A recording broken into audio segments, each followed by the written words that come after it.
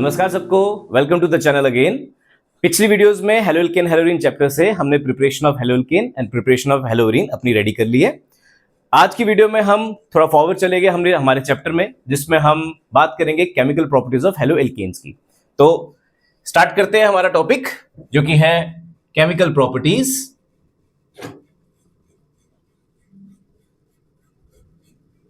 Of haloalkanes. Right, chemical properties of haloalkanes. तो यहां पर बच्चों हम वापस से अपने फ्लो चार्ट की बात करेंगे, क्योंकि मैंने आपको कहा है कि फ्लो चार्ट आपकी गिवन टॉपिक के लिए बहुत इंपॉर्टेंट रहता है। इसमें नंबर ऑफ रिएक्शंस क्या क्या इन्वॉल्व है, आपको एक किस्म से उसका आइडिया रहता है। ठीक है, तो मैं आपके पास यहां पर फिर से एक फ्लो चार्ट बना रहा हूं। फ्लो चार्ट में हमारे पास हम केमिकल प्रॉपर्टीज ऑफ हेलोएल्केन्स में पढ़ेंगे सबसे पहली प्रॉपर्टी, जो कि है न्यूक्लियोफिलिक सब्स्टिट्यूशन। नंबर 2 रहेगी हमारे पास elimination reaction. Elimination reaction, elimination reaction को ही हम दूसरे नाम से जानते हैं dehydrohalogenation reaction. Dehydrohalogenation reaction, और एलिमिनेशन रिएक्शन को ही हम बहुत बार बीटा एलिमिनेशन भी कहते हैं। बहुत बार बीटा एलिमिनेशन रिएक्शन भी कह देते हैं इसको। ठीक है, तीसरा हम आपके पास हमारी थर्ड रिएक्शन में चलेंगे, reaction with metals. Reaction with metals, right. तो ये हमारे पास 3 मेन हेडिंग्स रहेगी related to the chemical properties of haloalkanes, जिसमें हम पढ़ेंगे nucleophilic substitution, elimination reaction and third आएगी रिएक्शन विद मेटल्स। तो फर्दर बात करें इन मेन हेडिंग्स की, तो यहां पर हमारे पास एलिमिनेशन रिएक्शन की बात करें तो एलिमिनेशन रिएक्शन में हम रिएक्शन विद KOH करते हैं। रिएक्शन विद KOH एल्कोहलिक करते हैं बच्चों, तो इसका ध्यान रखना है कि इसमें हमारा रिएजेंट कौन सा यूज होने वाला है। एंड रिएक्शन विद मेटल्स की बात करें तो यहां पर फर्स्ट रिएक्शन रहेगी with sodium and second reaction रहेगी विद मैग्नीशियम। ठीक है, एंड आए हम अपने न्यूक्लियोफिलिक सब्स्टिट्यूशन की तरफ। तो न्यूक्लियोफिलिक सब्स्टिट्यूशन में आपको नंबर ऑफ रिएक्शंस यहां पे मिल जाएगी। इन रिएक्शंस के बारे में मैं आपको बता देता हूं। यहां पे इसके अंदर हमारी 10 रिएक्शंस इन्वॉल्व होती है, और ये जो 10 की 10 रिएक्शंस है, इनके प्रोडक्ट्स आप अगर इनिशियली याद कर लेते हैं तो लेटर ऑन आपको तकलीफ नहीं होती रिएक्शंस को याद करने में। ठीक है, तो आपके पास मैं 10 की 10 रिएक्शन यहां पे दूंगा, प्लस उनके प्रोडक्ट्स भी दूंगा, तो आप भी इस तरीके से याद करने की कोशिश कीजिएगा। ठीक है, तो न्यूक्लियोफिलिक सब्स्टिट्यूशन रिएक्शन में पहली रिएक्शन पढ़ेंगे विद KOH एक्वस। ठीक है, और पहली ही रिएक्शन में मैं आपको एक चीज बता देना चाहता हूं कि यहां पर हम RX, सिंस हम हेलोएल्केन्स की प्रॉपर्टीज की बात कर रहे हैं, तो प्रॉपर्टीज में क्या होता है कि हम आपके हेलोएल्केन को ही रिएक्ट कराएंगे डिफरेंट डिफरेंट रिएजेंट्स के साथ, टू नो कि इनसे फर्दर प्रोडक्ट्स क्या प्रोड्यूस किए जा सकते हैं। ठीक है, तो हम RX की रिएक्शंस करवा रहे हैं बच्चों, RX की रिएक्शन करवा रहे हैं यहां पर भी, RX की रिएक्शन करा रहे हैं यहां पर भी, RX की रिएक्शन करा रहे हैं यहां पर भी। तो RX की reaction with KOH aqueous and RX की रिएक्शन विद KOH एल्कोहलिक, इन दोनों का बहुत खास ध्यान रखना है आप लोगों को। वो इसलिए जरूरी है क्योंकि यहां पर हमारे पास मीडियम चेंज हो रहा है, KOH aqueous and KOH alcoholic. Later on में इसके बारे में आपको डिटेल में बताऊंगा कि क्यों एक्वस और क्यों एल्कोहलिक, इन दोनों में मेन डिफरेंस क्या रहता है। तो हमें रिएक्शन के दौरान प्रॉपर्ली लिखना होता है कि हम KOH एक्वस की बात कर रहे हैं या KOH एल्कोहलिक की बात करें, क्योंकि इन दोनों का प्रोडक्ट भी डिफरेंट रहता है। ठीक है, तो पहली रिएक्शन हमारी विद KOH एक्वस। तो KOH एक्वस से रिएक्शन कराने पर हमारे पास हमें मिलता है एल्कोहल, यानी कि इसका प्रोडक्ट क्या है रिएक्शन का हमारे पास, it is alcohol. Number 2, second reaction हमारी रहती है reaction with NaOR। Right, NaOR की रिएक्शन में हमारे पास जो प्रोडक्ट बनता है दैट इज योर ईथर।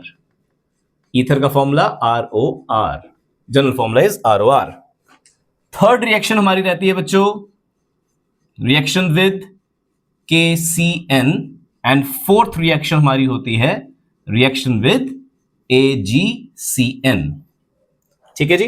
तो यहां पर एक चीज वापस से नोटिस करनी है आप लोगों को कि यहां पर KCN एंड AgCN दोनों के केस में CN एंड CN आपके पास एज अ मॉलिक्यूल है। यहां पर ये साइनाइड आपका एम्बिडेंट न्यूक्लियोफाइल की तरह एक्ट करता है। और एम्बिडेंट न्यूक्लियोफाइल क्या होते हैं? ऐसे न्यूक्लियोफाइल्स जो अपने दोनों एटम से बॉन्ड बना सकते हैं मगर एट अ टाइम एक ही बॉन्ड बनाएंगे। फॉर एग्जाम्पल मैं आपको यहां दिखा देता हूं। KCN से रिएक्शन करने पर बच्चों आपको मिल जाता है यहां पर RCN, जिसका नाम है साइनाइड, और दूसरा नाम भी आपको ध्यान में रखना है नाइट्राइल। साइनाइड और नाइट्राइल। और अगर आप KCN की जगह AgCN से रिएक्शन करवाते हैं तो आपका प्रोडक्ट आपको मिलता है RNC। तो आप देख सकते हैं ऊपर C से बॉन्ड बन रहा है, नीचे N से बॉन्ड बन रहा है। तो ये एम्बिडेंट न्यूक्लियोफाइल की तरह एक्ट कर रहे हैं, यानी कि साइनाइड में C भी रेडी है बॉन्ड बनाने को, N भी रेडी है बॉन्ड बनाने को, बट दोनों में से एक ही जगह से बॉन्ड बनेगा एट अ टाइम। ठीक है। तो मूविंग फर्दर, तो हमारे पास इसके प्रोडक्ट की बात कर लेते हैं। विद AgCN आपके पास RNC का प्रोडक्ट बनता है, एंड NC के केस में जो नाम है इसका वो है आइसोसाइनाइड और कार्बाइल अमाइन। ठीक है जी। तो प्रोडक्ट्स आपको साथ साथ में मैं बता रहा हूं और साथ ही साथ उनके नाम भी बता रहा हूं कि किस नाम से ये जाने जाते हैं आपके पास। ठीक है। फिफ्थ में आपके पास रिएक्शन विद अमोनिया रहेगी।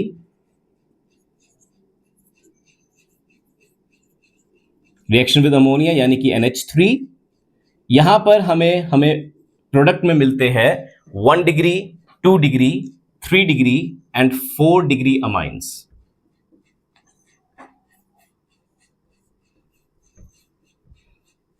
तो फर्दर रिएक्शन में समझाऊंगा मैं आपको कि किस तरीके से मिलेंगे। फिलहाल मैं आपको सिर्फ प्रोडक्ट बता रहा हूं कि क्या क्या प्रोडक्ट्स ऑब्टेन होते हैं। सिक्स्थ में हमें मिलेगा बच्चों reaction with KNO2, and seventh ले लीजिए रिएक्शन विद AgNO2। ठीक है। तो सिक्स्थ एंड सेवेंथ रिएक्शन जो हम बात कर रहे हैं वो KCN और AgCN की तरह ही यहां पर भी एम्बिडेंट न्यूक्लियोफाइल का काम चल रहा है। तो इस केस में NO2 मॉलिक्यूल एक्ट कर रहा है एज एन एम्बिडेंट न्यूक्लियोफाइल, और जो प्रोडक्ट मिलेगा दैट विल बी, अगर KNO2 से रिएक्शन करते हो तो आपके पास जो प्रोडक्ट मिलेगा दैट विल बी RONO, जिसे हम नाइट्राइट के नाम से जानते हैं। ठीक है। और AgNO2 से रिएक्शन करने पर आपको मिलेगा RNO2, जिसको हम नाइट्रो के नाम से जानेंगे, नाइट्रो कंपाउंड्स। ठीक है। तो ध्यान दीजिएगा बच्चों, यहां पर हमारे पास KNO2 और KCN, इनकी अगर बात करें तो दोनों के नाम थोड़े बहुत रिजेंबल करते हुए दिखते हैं। RCN का नाम बच्चों जी नाइट्राइल होता है और RONO का नाम नाइट्राइट होता है। तो दोनों में एक डिफरेंस है छोटा सा, ऊपर आपके पास TRILE है, नीचे TRITE है। तो दोनों के नाम में डिफरेंस है, राइट। इस चीज का ध्यान रखना है। और यहां पर भी NO2 molecule as an ambident nucleophile आपके सामने एक्ट कर रहा है। ठीक है। सेवेंथ के बाद एट्थ रिएक्शन की तरफ चले तो वो रहेगी with silver salt of carboxylic acid which is RCOOAG, silver salt of carboxylic acid. इससे हमें मिल जाएगा एस्टर, और एस्टर होता है बच्चों आपका RC≡OOR। ठीक है। इसको मैं ईथर का बड़ा भाई मान के चलता हूं, क्योंकि बहुत बार ये आपके पास आपको बहुत दिक्कत देते हैं ईथर एंड एस्टर। इनकी नेमिंग, इनका मॉलिक्यूल, इनका नाम बहुत बार बच्चों को कंफ्यूज करता है। तो इसलिए मैं इनको भाई भाई बोलता हूं आपस में कि this is ether and this is ester, ये आपस में भाई भाई है। ठीक है। नाइन्थ रिएक्शन की तरफ चलेंगे तो नाइन्थ रिएक्शन है विद लिथियम एल्यूमिनियम हाइड्राइड, और लिथियम एल्यूमिनियम हाइड्राइड की जो रिएक्शन है उसका प्रोडक्ट है हमारे पास सिंपल एल्केन्स। ठीक है। एंड लास्टली 10th रिएक्शन, ये रिएक्शन है विद NaI सोडियम आयोडाइड, और ये रिएक्शन हमने पहले इसके बारे में बात कर ली है. NaI in the presence of acetone, it will provide you iodoalkanes, यानी कि RI. और ये रिएक्शन जो हमने पहले पढ़ी है, this is the same Finkelstein reaction. पीछे जाके जो हमने प्रिपरेशन ऑफ हैलोअल्केन्स में पढ़ी थी रिएक्शंस, वही सेम रिएक्शन आपके पास वापस से आई है. वहां पर नेम रिएक्शन की टर्म में है, यहां पर आपके पास reaction with NaI in the presence of acetone that will give you iodoalkanes. ठीक है, तो ये 10 रिएक्शंस इन्वॉल्व है हमारे न्यूक्लियोफिलिक सब्स्टिट्यूशन के अंदर. नंबर 1 से लेके नंबर 10 तक मैंने सब रिएक्शंस आपको बता दी है. इनके प्रोडक्ट्स क्या क्या मिलने वाले हैं आपको और उनको क्या कहा जाता है वो भी मैंने आपको दिखा दी है.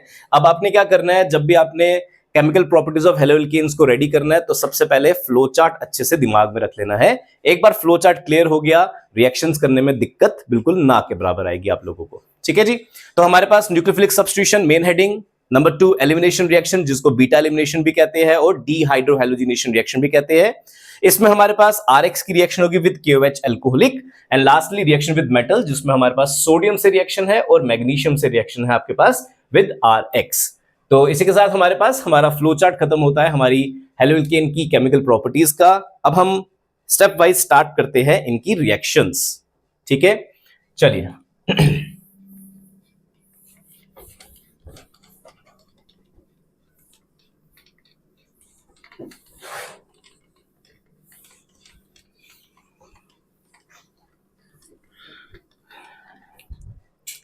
तो यहां पर हम सबसे पहले स्टार्ट करते हैं हमारी सबसे छोटी रिएक्शन, यानी कि chemical property number 3, reaction with metals. Reaction with metals, जिसमें हम बात करेंगे number 1 reaction with sodium. Reaction with sodium. अब रिएक्शन विद सोडियम जो हम पढ़ते हैं बच्चों, ये हमने पुरानी क्लास यानी कि हमारी 11th क्लास में भी पढ़ी होती है. इस रिएक्शन का नाम है वर्त्स रिएक्शन. 11th क्लास में भी इसका जिक्र है हमारे पास, Wurtz reaction, reaction with sodium iodide. इस रिएक्शन की क्वालिटी क्या है, मैं जस्ट रिएक्शन आपके सामने करके दिखाता हूं, फिर उसके बारे में बताता हूं डिटेल. हम यहां पर आपके पास एक RX लेके चलेंगे. एग्जाम्पल ले रहा हूं CH3, CH2 एंड Cl.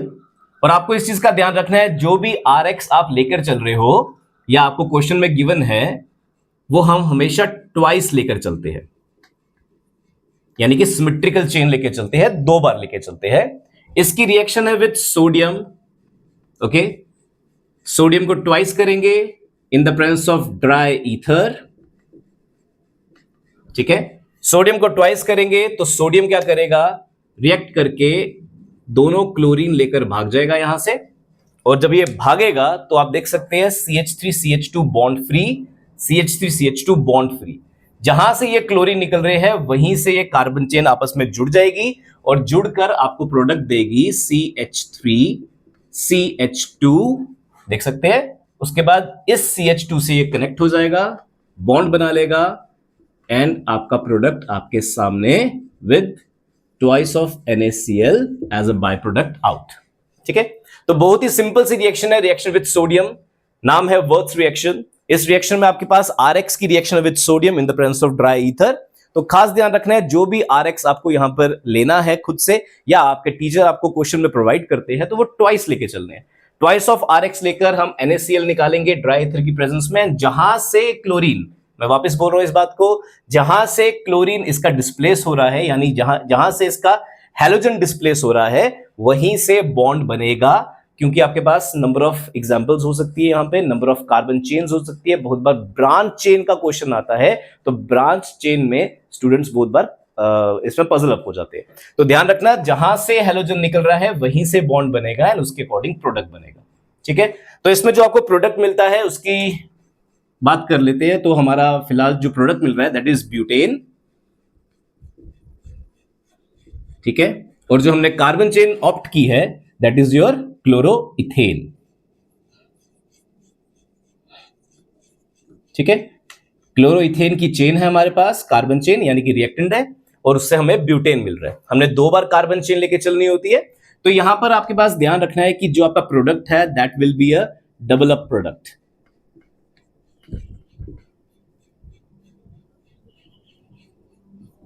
ठीक है, जो भी क्वेश्चन आपको इससे रिलेटेड आएगा उसमें आपको एक RX दिया जाएगा, सिंगल टाइम देते हैं आपको, तो उस RX को देखकर आप पहचान सकते हैं कि इसका प्रोडक्ट इथ से स्टार्ट हुआ है, तो इथ से इसका प्रोडक्ट ब्यूट मिलेगा, प्रॉप से स्टार्ट करोगे तो हेग्स मिलेगा। इस तरीके से डेवलप करके आपको ये प्रोडक्ट देता है कार्बन चेन का। एंड नंबर 2, इवन नंबर की कार्बन चेन इसमें ऑब्टेन होती है, even number of carbon atom chain. दूसरी चीज जो ध्यान में रखने वाली है वो क्या है कि यहां पर इवन नंबर की कार्बन चेन ऑब्टेन होती है, ऑड नंबर की कार्बन चेन इस रिएक्शन की लिमिटेशन रहती है, और उस लिमिटेशन की बात अभी हम करेंगे। यहां तक आपको क्लियर हो जाना चाहिए। वर्थ रिएक्शन है हमारे पास, रिएक्शन विद सोडियम है, RX जो भी लिया जाएगा, RX यानी कि हेलोल्केन, हेलोल्केन जो भी लिया जाएगा उसको डेवलप करके लेके चलेंगे आप, NaCl निकालेंगे, ड्राई ईथर लिखना बहुत जरूरी है, ड्राई ईथर की प्रेजेंस में होती है रिएक्शन। तो ड्राई ईथर की प्रेजेंस में आपको कार्बन का जो भी कार्बन चेन लिया उसका डेवलप करके आपको प्रोडक्ट मिल जाएगा। ठीक है, अब बात करते हैं कि यहां पर इवन नंबर की कार्बन चेन ऑब्टेन होती है, व्हाई नॉट ऑड? तो वो इस वर्थ रिएक्शन की लिमिटेशन है। तो लिमिटेशन ऑफ वर्थ रिएक्शन, चलिए इसकी भी बात कर लेंगे। इसका भी जिक्र 11th क्लास में आपके पास होता है पहले भी, चलिए वापस रिपीट करते हैं। तो वर्थ रिएक्शन की लिमिटेशन में ये कहता है, if you want to obtain an odd number carbon chain, तो आपके लिए आपके पास एक ऑप्शन है, एंड दैट ऑप्शन इज कि अनसिमेट्रिकल एल्काइल हैलाइड्स लेके चलिए, यानी कि दो अलग अलग चेन्स लेकर चलिए एल्काइल हैलाइड की। जैसे कि मैंने मिथाइल क्लोराइड ले लिया है और इथाइल क्लोराइड ले लिया है, तो मैंने दो अलग अलग चेन्स ले ली है, बाकी रिएक्शन बिल्कुल सेम है। ट्वाइस ऑफ Na पकड़ेंगे इन the presence of dry ether, तो आपके पास क्या हो जाएगा, यहां से NaCl निकलेगा और भाग जाएगा अगेन। ठीक है, और एट द एंड मैंने क्या बताया, जहां से क्लोरीन निकलता है वहीं से आपके पास बॉन्ड बनेगा, तो कार्बन चेन आपके पास जो ऑब्टेन होगी that will be CH3, CH2 and CH3। देख सकते हैं आप CH3, CH2, CH3, तो आप देख सकते हैं यहां पर प्रोपेन आपके पास ऑब्टेन हो रहा है, which is an odd carbon chain.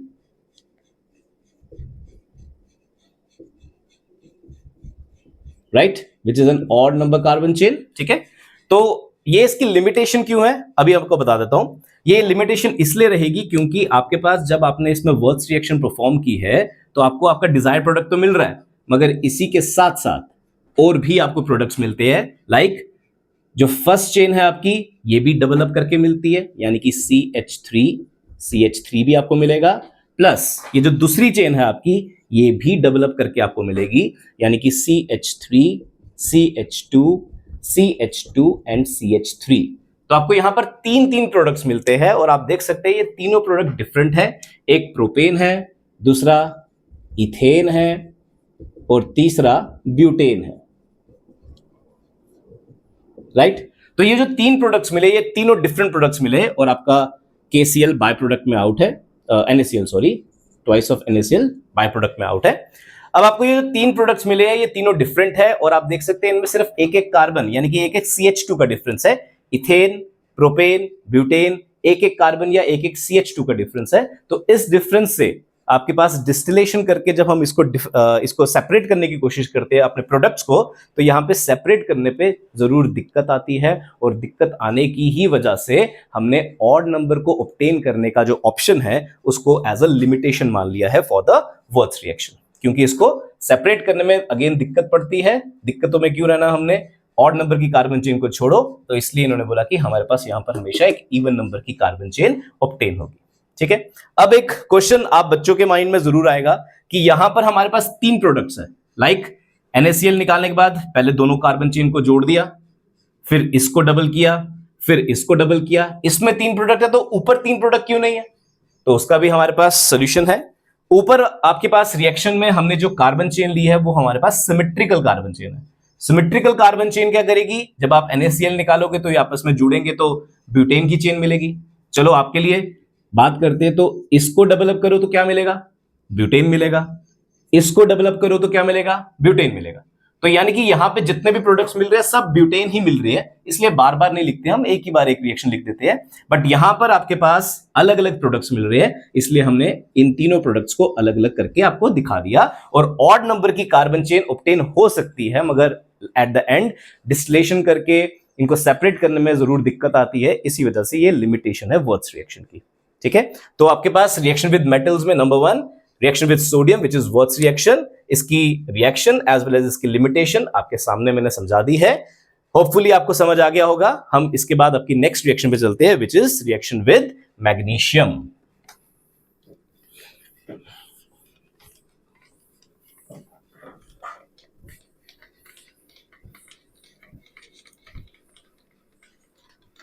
चलिए तो सेकेंड रिएक्शन हमारी यहां आती है रिएक्शन विद मैग्नीशियम।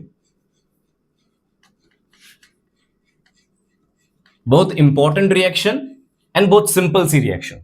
इंपॉर्टेंट इसलिए क्योंकि ये जो रिएक्शन विद मैग्नीशियम है ये आपको प्रोडक्ट में आपको ग्रिग्नार्ड रिएजेंट प्रोवाइड करने वाली है, और ये ग्रिग्नार्ड रिएजेंट आपके ऑर्गेनिक केमिस्ट्री के आगे के जितने भी चैप्टर्स है सब में कुछ ना कुछ रिएक्शंस देने वाला है आपको। ठीक है, तो बहुत इंपॉर्टेंट रिएजेंट है ये आपके पास। This is your Grignard reagent, और ये बनता कैसे है, बहुत सिंपल सी रिएक्शन। मैं जनरल रिएक्शन दे रहा हूं आपको। रिएक्शन में कहता है RX यानी कि हेलोल्केन मैग्नीशियम से रिएक्ट कर रहा है, वही सेम ड्राई ईथर की प्रेजेंस में। और आप लोगों को पता होना चाहिए मैग्नीशियम की वैलेंसी है +2 की, यानी कि 2 बॉन्ड बनाने की क्षमता रखता है। इसी वजह से मैग्नीशियम इन दोनों के बीच में आके बैठकर आपका ग्रिग्नार्ड रिएजेंट आपको देगा विच इज RMgX। बहुत सिंपल सी रिएक्शन है। ठीक है, तो आपके पास रिएक्शन विद मैग्नीशियम में हेलोल्केन मैग्नीशियम से रिएक्ट करेगा इन the presence of dry ether, और आपको कंपाउंड देने वाला है RMgX। R आपको पता है कार्बन चेन है, Mg आपका मैग्नीशियम है, X आपका हेलोजन है। तो RMgX this is your Grignard's reagent. Grignard's reagent, जैसा कि मैंने आपको कहा कि आगे सब चैप्टर्स में ये आपको मिलने वाला है और इसकी कुछ कॉरस्पॉन्डिंग रिएक्शन रहने वाली है बच्चों, तो इससे लाइटली नहीं लेना इसको।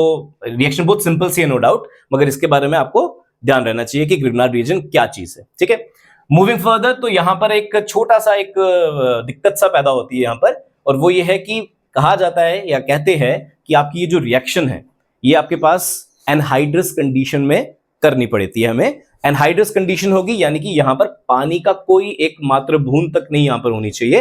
वो क्यों नहीं होनी चाहिए उसके बारे में आपको समझा देता हूं। तो रिएक्शन हम एनहाइड्रस कंडीशन में करते हैं, वो इसलिए क्योंकि अगर RMgX को पानी का मॉलिक्यूल दिख गया तो पानी के मॉलिक्यूल को देखकर ये इससे रिएक्ट करता है। और रिएक्ट करने का तरीका देखना बच्चों, रिएक्ट कैसे करेगा। RMgX हमेशा यहां से टूटने वाला है, हमेशा पूरी ऑर्गेनिक केमिस्ट्री में RMgX हमेशा यहीं से टूटेगा। और टूटने पर आपको पता है मेटल है, मेटल पे आएगा पॉजिटिव चार्ज और रिस्पेक्टिवली कार्बन चेन पे आ जाएगा नेगेटिव चार्ज। तो ये अपने ऊपर पॉजिटिव चार्ज और नेगेटिव चार्ज अटेन कर लेते हैं और हमेशा यहीं से टूटते हैं, यहां से कभी नहीं टूटेगा, ध्यान रख लेना इस चीज का। तो RMgX टूटेगा और जो मॉलिक्यूल उससे रिएक्ट कर रहा है उसकी भी पोलैरिटी देख लेंगे, H positive and OH negative. Accordingly positive part को भेज देंगे नेगेटिव पार्ट के पास और नेगेटिव पार्ट को भेज देंगे पॉजिटिव पार्ट के पास, और इसको इसके अकॉर्डिंग जो हमारा प्रोडक्ट बनेगा दैट विल बी, देख सकते हैं आप, R के पास कौन गया, H गया, तो RH करके एक कंपाउंड बन गया, अलग से सेपरेट हो गए। Mg के साथ X बैठा हुआ है और एक OH और आकर बैठ रहा है, और दूसरा प्रोडक्ट बनता है MgOH X करके बाय प्रोडक्ट मिल जाता है। और ये जो RH आपको मिल गया दैट इज एल्केन। ठीक है, दैट इज एल्केन।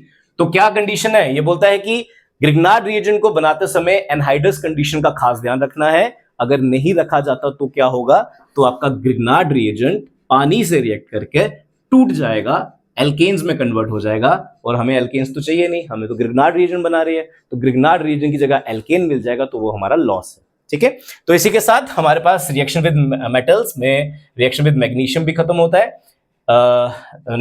मैग्नीशियम में हमारे पास ग्रिग्नार्ड रीजन प्रिपेयर करेंगे और एनहाइड्रस कंडीशन का खास ध्यान रखना है। लिख देता हूं यहां पर एनहाइड्रस कंडीशन, ठीक है। एनहाइड्रस कंडीशन का खास ध्यान रखना है, अगर कंडीशन एनहाइड्रस नहीं होती है तो आपके पास पानी से रिएक्ट करके ही आपको एल्केन दे देगा, और हम चाहते हैं हमारा ग्रिग्नार्ड रिएजेंट बने, बट जो ग्रिग्नार्ड रिएजेंट है वो खराब हो जाएगा, ठीक है जी। तो इसी के साथ हम आपकी रिएक्शन विद मेटल खत्म करते हैं। रिएक्शन विद सोडियम भी पढ़ लिया, रिएक्शन विद मैग्नीशियम भी पढ़ लिया। तो नेक्स्ट केमिकल प्रॉपर्टीज में नेक्स्ट वीडियो में आपसे मिलते हैं। तब तक के लिए do subscribe our channel, do like it and do share with your friends. Thank you, धन्यवाद, वंदे मातरम।